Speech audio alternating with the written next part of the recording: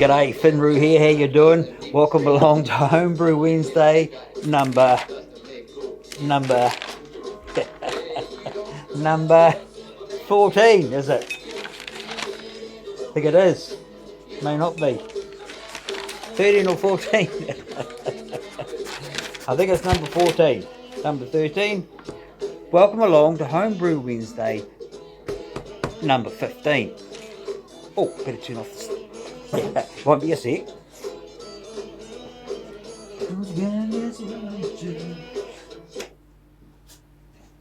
Yeah. Now the honey ale, here we go.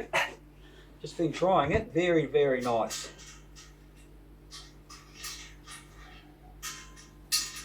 What's that noise? Here we go. It's Baxter.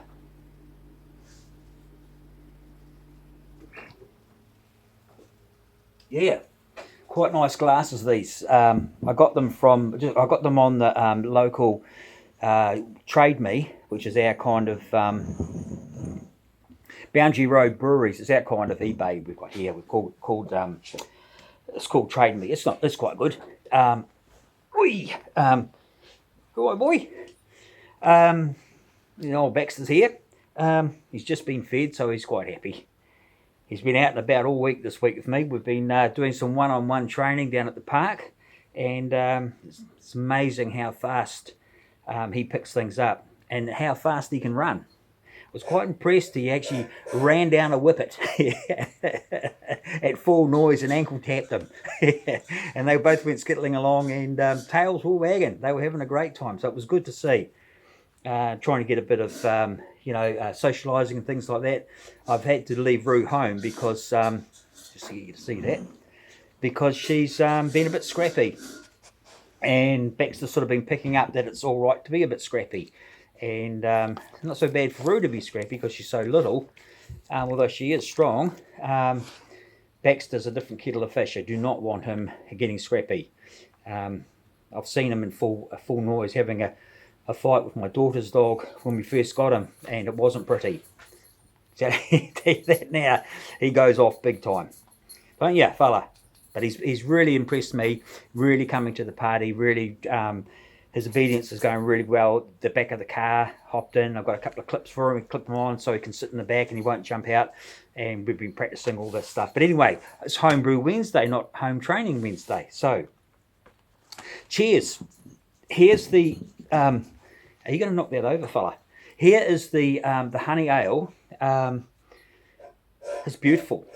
So I said to you last week, or the week before last, I think it was, or whenever it was, that it was a bit dry. Well, that dryness seems to be kind of rounded out over the last week or two, and it leaves quite a, what I would think would be a citrusy, what you'd call a citrusy taste. It's only got Fuggles hops in it, so...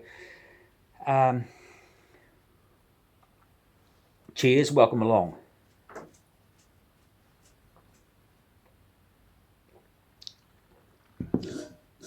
My neighbour came over here.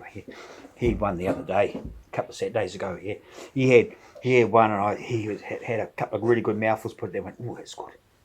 And it's really good. I don't know if it's for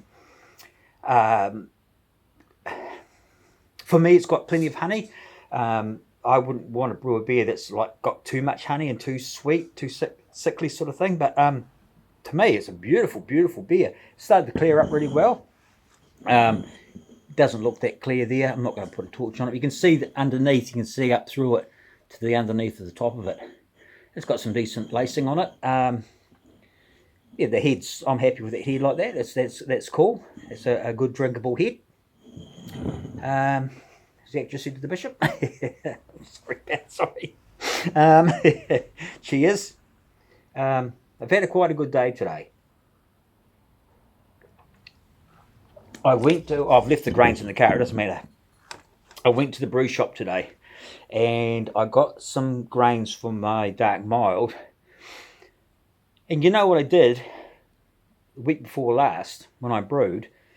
I had it in my head to get the grains for the dark mild, and I ordered the grains for the Banshee Best Bidder, Morrigan's Banshee Best Bidder. and I didn't know.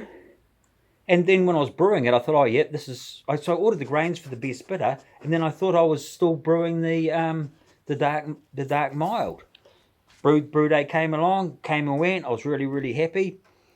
Didn't have a clue what was going on, and when I went to take the gravity reading a couple of days ago, or 3 days ago, it had finished. I thought, Jesus, that's pale.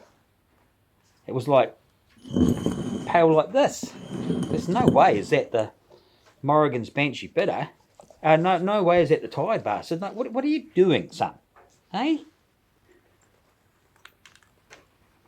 Hey, what you doing? So anyway, I figured that what I must have done is ordered, when I went there, I must have just rattled off the recipe for the pale, and unfortunately, well, I mean, it doesn't matter, right? It doesn't matter at all. So, so I've got another pale on the go, which is just pretty basic. So I'll be doing the mild in the next couple of days. I worry about my thought process sometimes though when it comes to that, but I guess we're all getting older, and you know, you got to learn to laugh. What I call Finroo moments. They happen all the time to me.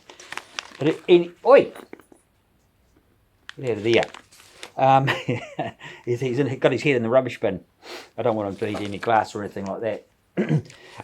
So that's ticking along really well. Can't complain with the honey ale. I'll definitely be brewing it again.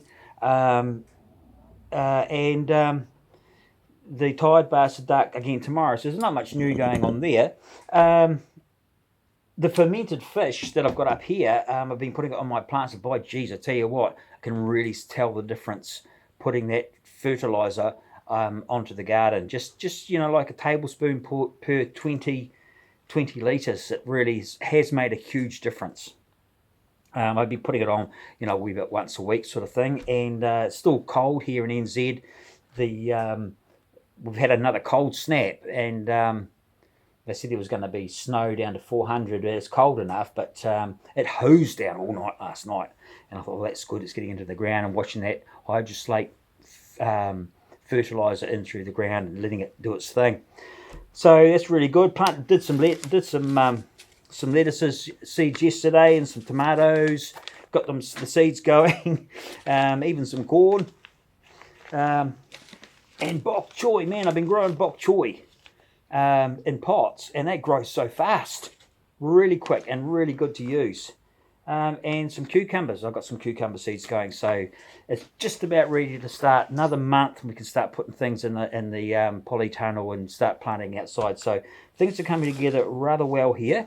Really looking forward to summer. I know a lot of you guys are going into your fall or your autumn, and so that's it for you, and I hope you've had a good summer. I know that a lot of you have had a really hot summer.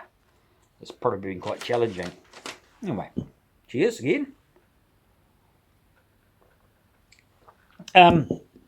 So I had something to say about, I've been watching some good videos this last couple of weeks, and oh, that's right, the other day I bought a bottle of what is it? Badger beer, Thirsty Ferret. It was very nice. Yeah, that was a good beer. Really like that from Badger Breweries. I think they've got something written in front of that. Yeah, really good. So it's like a ferret, I guess, is like a stoat or a weasel. Because I know that the difference between a stoat and a weasel is a stoat is totally different. And a weasel is so easily distinguished. Always remember that. That's how you tell them apart. So that was a beautiful beer. I love trying the different beers coming through. It always seemed to be going towards the sort of mainstream English stuff. I don't know what that says about me as a brewer, but that's just what I like. Not many hops and yeah, plenty of malt. You know, let's not forget about the malt. Cheers.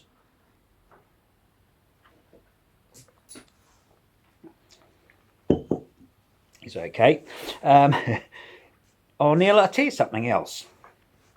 Talking about watching some good videos the other day, and I've mentioned this fella before, Backyard Brewer in Australia. I think he's in Sydney. He's a very good brewer, and he has a good channel.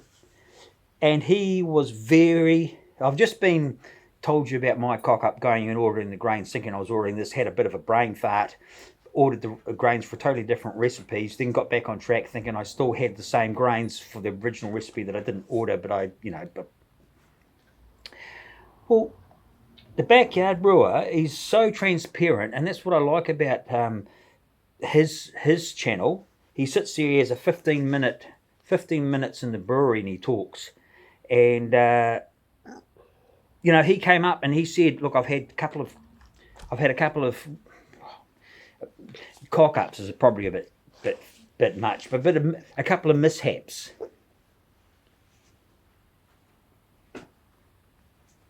You're going to have a mishap in a minute, boy." A couple of mishaps, unfortunately. One was he got a and I was captivated from the start of that video, and I'm going to leave a link for it. From the start of that video to the end, I was captivated with his thought process and telling us what had happened. And it's so cool when people tell us how they went, if something didn't go quite right, and frustrating as it is. And he did say that at the beginning of his video how, we all like to talk about how beautiful our beers is and how great the brew day is. But when it doesn't really go that well, we don't really like to talk about it. Well, talking about those sort of brew days is how we pass on information, how people learn, and think, "Oh, hang on, that happened to him, so I better watch that." So he had one problem, and I feel sorry for him. He did had two misdemeanors in 2 weeks, which is pretty hard to take for us home brewers. But he had some hops get into his keg and block his system up, and that was a bit of a nightmare for him. It wasn't flash, and then he had an infection in another brew, just from being, as he said, complacent. And we can all relate to that. We've all done that. Me in particular, I've been complacent on a few times. If you remember, I had an infection quite a few months ago. I had 2 in a row. I had an infection get into my yeast when I was transferring yeast from the batch, just passing it through from one brew to the next, harvesting my yeast. I got an infection in the first one, and because I like to go one for the next, it went through into the next one. And I've suddenly realised that out here being such a dirty, it is a pretty filthy environment for brewing beer. So I got an infection in it. And I actually, for this beer here, the one that's in the fridge, the one that's fermenting, that's finished, that's cold crashing, I actually use this yeast. But I took the fermenting vessel inside and harvested it in the inside where it's clean. So hopefully I'll be fine. But anyway, check out his channel. I did think that was worth a mention because it's a great chat, and it really had me interested in his thought process and how he went about it and how transparent he is with his brewing. It was really good. So well done, that man. Yeah, seriously. And I'm sorry to hear that happened to you, but it happens to us all. So, and it's a bugger. A shout out to Cheshire Homebrew, who's been through the mill a bit. He's unfortunately made no secret of it. He got made redundant from his job, and unfortunately, and it's hard when you get to a certain age. It's hard to, when you're younger and you lose your job, you kind of like she's not a problem. You just go and get another job. But when you get a bit older, it can be a bit. It can be a bit overwhelming. You can feel very let down and have a sense of, when you had so. And I feel sorry for him. And he's had a lot of people go online to his channel, Cheshire Homebrew, and giving him a bit of support. He's managed to find a job. And he's been away on a bit of a holiday up in Scotland. So. I like his style. I think, going away on holiday and being able to find another job, he's got a good balance of stuff. And he's a good brewer, and he's mates with David DTS. And so anyway, cheers. to each your shire, and I know you're going well, and onwards and upwards, eh? Top man. That's it from me. So I'm going to brew in the next couple of days, and hopefully, you know, it'll be dark brew, not a pale. And I think that's all I've got. There's still plenty left of this. This is, as I say, very nice beer. Just ticks along nice. You can see it's clear through under there. Cheers. So hopefully this is the last cold snack we'll have, and we can be into the warmer weather and getting into it. So getting to grow. Oh, I've got my hops. I'll show you a video of my hops. They're about this long now, and I haven't put the ropes up yet. So I'll be doing that in the next 5 or 6 days. Got a couple of projects on I've got to do, and so I'll be stringing up the string for the hops to do, and they've really taken off. Once again, that fish fertilizer, the hops seem to be loving it. So anyway, guys, cheers, you take care, and brew on. Cheers.